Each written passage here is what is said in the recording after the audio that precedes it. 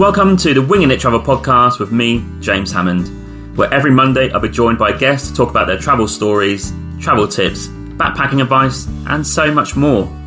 Right now, I'm taking the podcast on the road travelling with me, so tune in every week for short form episodes detailing all my travels alongside my Monday guest episode. Are you a backpacker, traveller, gap year student, or simply someone who loves to travel? Then this is the podcast for you. This is a casual, informative podcast designed for you to inspire you to travel. There'll be stories to tell, tips to share, and experiences to inspire. Welcome to the show. Hey, just a quick one. I just want to say there are many ways to support this podcast.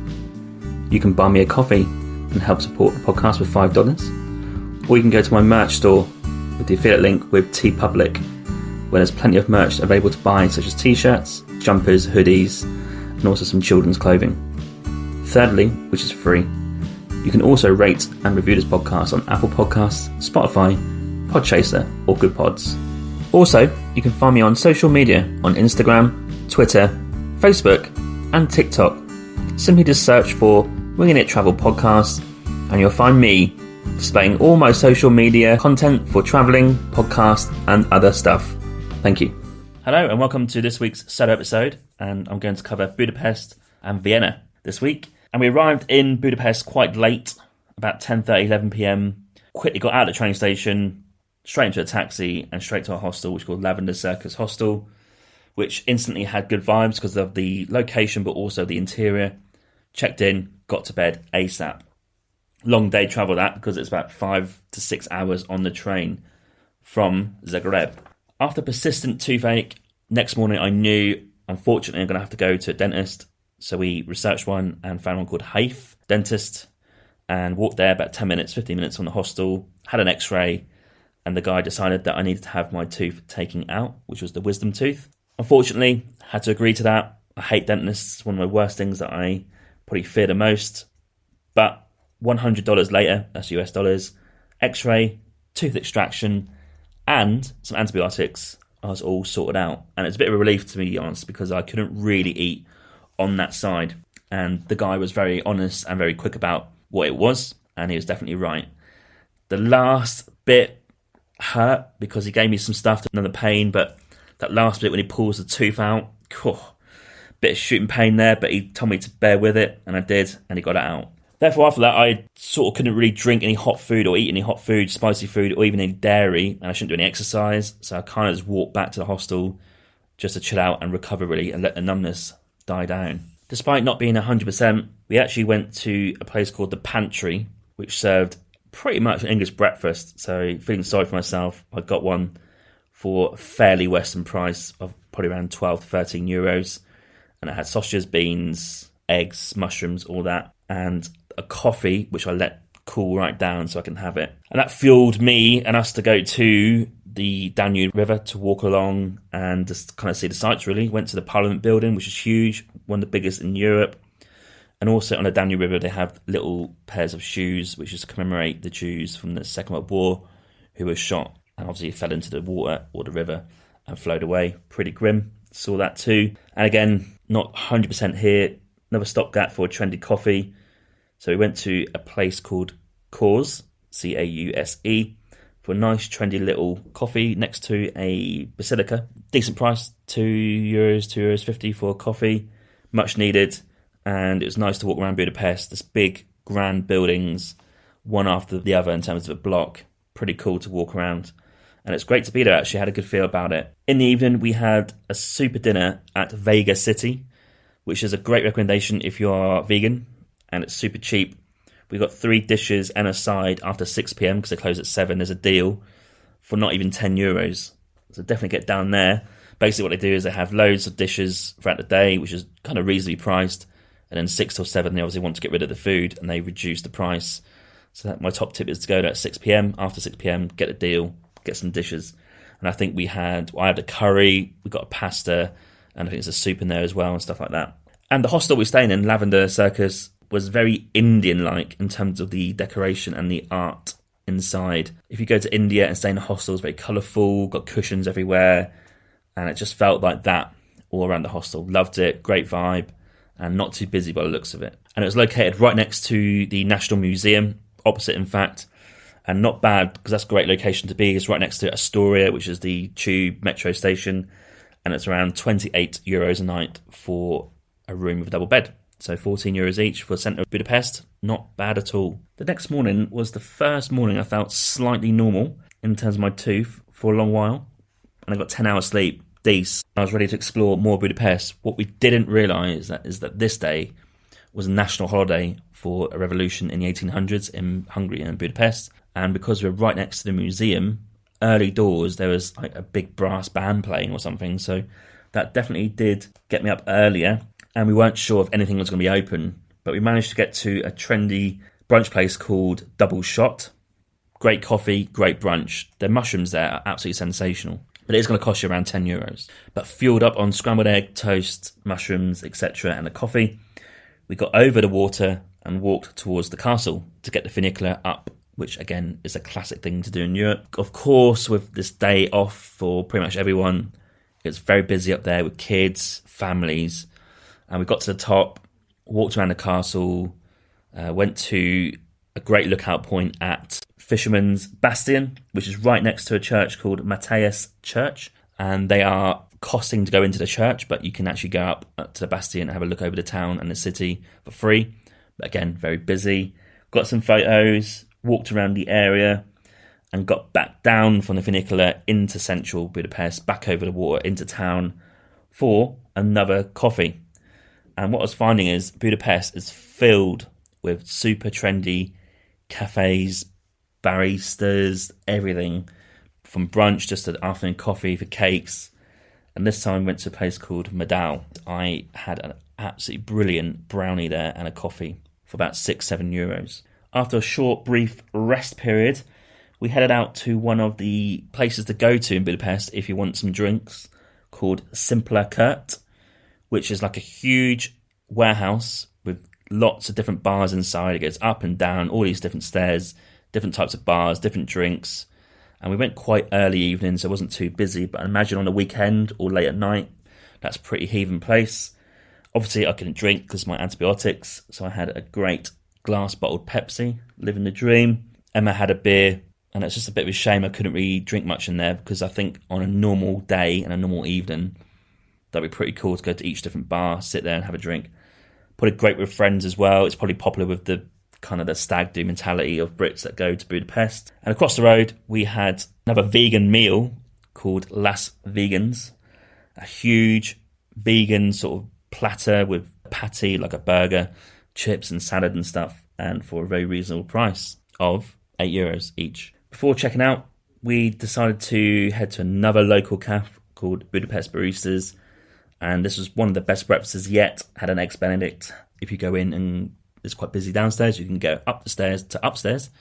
They got some seats, but if you're very tall, you'll have to bend down and not hit your head on the ceiling. Again, eggs Benedict, coffee, all in all, for two people, nearly €25. But I think that's pretty standard for all these trendy cafes in the centre of Budapest. If you're in the suburbs, obviously it's got to be cheaper than that. But they really do cater to the tourists there because we saw a lot of British-inspired pubs and cafes, which is cool. But obviously it's a bit of a shame too. We checked out of Lavender Hostel and got a train to Vienna, which wasn't that very long at all, probably about a couple of hours. And our taxi driver picked us up another 10 minutes to the station. And he was very interested in our travels and kept asking us questions, where we're going, where we've been. Hopefully we inspired him to maybe think about more travels. He's travelled a bit in Europe, so that's good to hear. Exchanging stories, that's pretty cool. And after that, we got to the train station and sat in the carriage for families, which I don't know if we're supposed to sit there, but we did.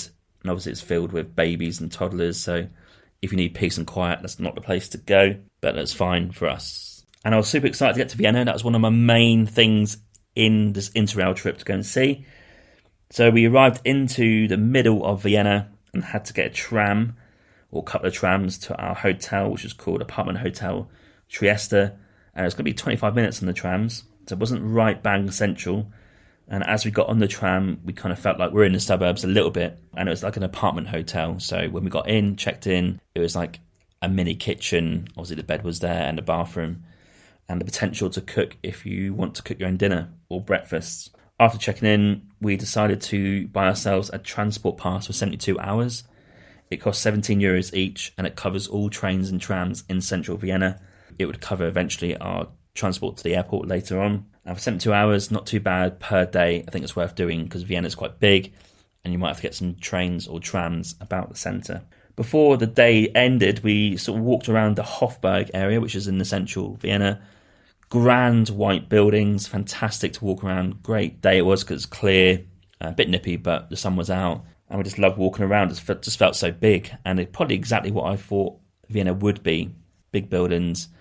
And we decided to go and check out a local brewing company called 1516 Brewing Company. Have a local beer. I couldn't drink, of course, but I did have a nice big German sausage and mashed potato with gravy. Could have been a little more gravy, but it's great to get back on the gravy train. And again, this cost about 11 to 12 euros for the meal. Definitely worth checking out that place. It's got a heap of options, a plethora of dishes to choose from. Definitely worth going to, and it's in central Vienna. Next morning, we had a bit of admin to do, so we got some washing done at the hotel.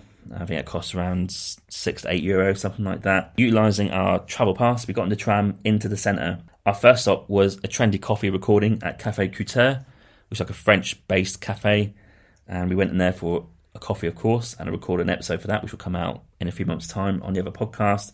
Brilliant cafe, brilliant tasting coffee, and a nice trendy little place it was in as well. Our first museum of Vienna was time travel. We booked that online for about an hour and a half after the coffee, so in between, we walked along the river in Vienna. Not quite idyllic, lots of graffiti about, but lots of bars on the banks of the river, and lots of locals sitting there in the sun with a drink. So pretty busy, and on a super hot day, definitely worth going down there to grab a beer or a Coke and sit along the river. Not the most amazing views, but very nice to go and do. And after that, we walked back into town to time travel, and the ticket was 17 euros each, and it was this interactive history of Vienna, and I actually quite liked it. Slightly based for kids, but adults were there too, just on their own, a few kids about, but you really get to know, starting to finish, to modern day, of kind of Austria and Vienna's history. Very worth doing if you don't know much about the place or the country. Because Austria and Vienna was slightly on the expensive side, I mean, coffees are costing around 3-4 euros, so not quite Switzerland, but not quite Italy. We actually went to a local supermarket. These are dotted all around town. They're called Billa. And of course, we got ourselves a pasta sauce, pasta and some veg, and cooked it ourselves in our nice little suite. Saved a bit of money and also got some broccoli in, which was much needed. Europe for us was starting to become a daily struggle for walking because we would smash in 10, 12, 15,000 steps regularly every day. And I think accumulatively, we'd not had a break.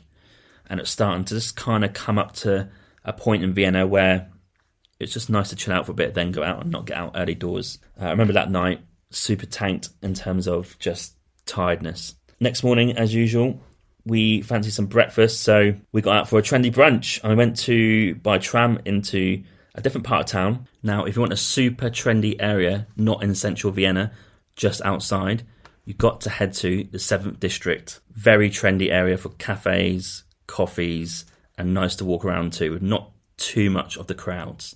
You need to go and check that out. And I researched a cafe called Lieblings, which means favourite, I think, in German. And it's quite hard to find because we had a Google Maps, and that's fine from that point of view. But when you get there, there's no sign. And we thought we were in the right place, walked in, walked to the back, and it was definitely the right place by the menu because we saw that on Google Maps. And this place had the smallest kitchen ever, like 2 hobs, an extra 2 like grills and a microwave. And this cafe was quite big and it was heaving. And the service was quite long. They did get to you. We did get coffee and a brunch. After a while, the coffee obviously was finished. Then the brunch came. That's not a problem. Brunch was sensational. Again, eggs Benedict for me. The coffee was great. Around 11 euros. That is what you get there. But just don't be put off by no sign. I think it says bar, and you literally walk in. And you can sit outside in the sun too. Some people were not getting served that quick, so they actually left, or were kind of looking around waiting for a server to come serve them. So do bear that in mind. Maybe get there early before people get there for brunch time, but would highly recommend it. Then after that, we walked to another cafe in the area called Café Comet, which was recorded for the Trendy Coffee podcast, and that's a roastery down the road, about a 10-minute walk from there. Again, a brilliant cafe for a coffee, and I got some snacks in there too. We walked from there into the museum quarter, which is obviously for the museums in Vienna, and we chose one, the History of Art Order, Kunsthistorisches Museum Vienna.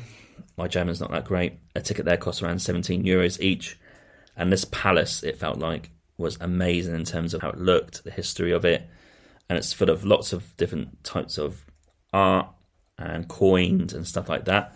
You can spend all day in there if you're into that sort of stuff. We spent about 3 hours in there, and we also checked out their own cafe, which served traditional Austrian cakes and food and coffee as well, and it was not the cheapest you're going to find in there, but I did have a cheeky chocolate truffle cake, which is sensational.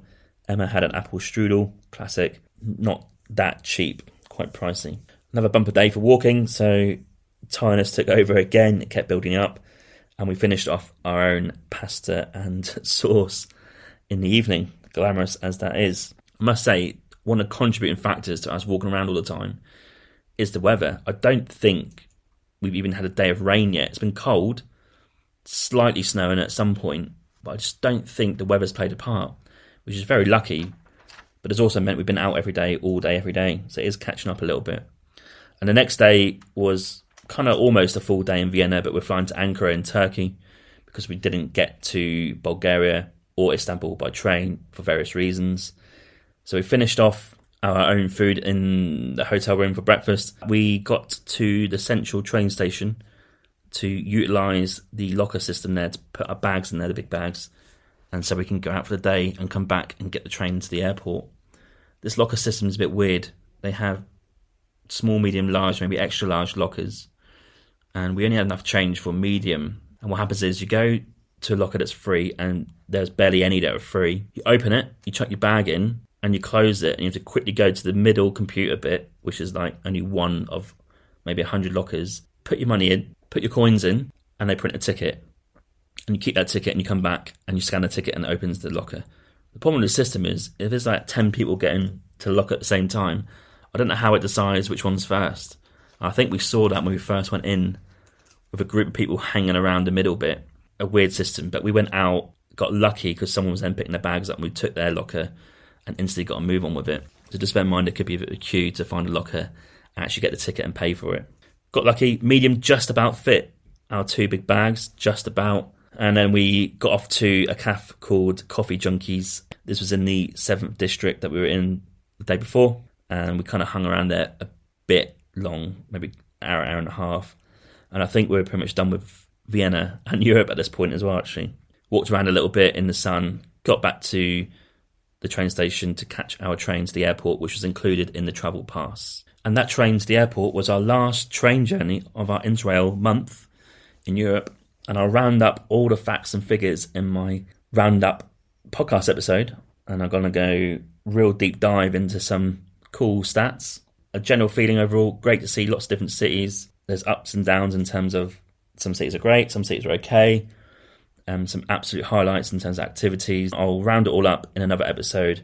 But Vienna was brilliant too. What a city to walk around if you want big buildings, lots of things to see, lots of things to do, and great coffee and a cafe culture, and easy to get around. One of the perfect places in Europe for sure. And not too badly priced, I don't think, either. So that wraps up this week's episode. I hope there's some detail in there that will get you going. The next episode will be a wrap-up of Europe. I think 28 days we've done in total. Facts and figures in that, and then going on forward will be Turkey next. So hopefully you'll catch me then. See you next time. Thanks for tuning in.